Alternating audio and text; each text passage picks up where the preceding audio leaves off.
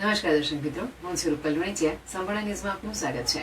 ડીસા શહેરના બગીચા સર્કલથી જલારામ મંદિર સુધીના મુખ્ય માર્ગને આધુનિક બનાવવા માટે નગરપાલિકાએ વિકાસની યોજનાની શરૂઆત કરી છે.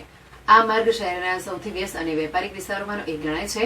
નગરપાલિકા દ્વારા સ્માર્ટ રોડ પ્રોજેક્ટ અંતર્ગત આ રોડ પર અદ્યતન ફૂટપાથ, પાણીની લાઇન, ડ્રેનેજ વ્યવસ્થા તેમજ સૌંદર્યીકરણના કાર્યો હાથ ધરવામાં આવી રહ્યા છે. આ કામગીરીને અનુરૂપ ડીસા નગરપાલિકાએ માર્ગની સપાટી અને ફૂટપાથ માટે જરૂરી જગ્યા ખાલી કરવાની દિશામાં દુકાનદારોને નોટિસો પાઠવી હતી. નગરપાલિકાના આ પગલાંને પ્રતિસાદ રૂપે દુકાનદારોએ પ્રશંસનીય ઉદાહરણ પૂરું પાડતા સ્વૈચ્છિક રીતે પોતાના દુકાન આગળના ઓટલા અને ગેરકાયદે વધારાને દૂર કરવાની કામગીરી હાથ ધરી છે. શહેરના વિવિધ વેપારી સંગઠનો અને દુકાનદારોએ જણાવ્યું હતું કે નગરપાલિકા શહેરના સૌંદર્ય અને સુવિધા માટે કામ કરી રહી છે. જો આપણે સહકાર નહીં આપે તો વિકાસ શક્ય નથી.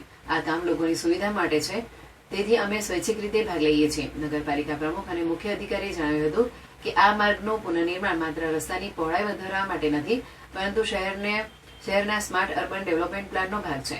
નગરપાલિકા દ્વારા દુકાનદારોને સમયસર નોટિસ આપવામાં આવી હતી અને મોટાભાગના વેપારીઓએ વિવાદ વિના સહકાર આપ્યો છે. સ્થાનિક વેપારીઓએ પણ દુકાનદારોને આ સકારાત્મક વલણનું સ્વાગત કર્યું છે.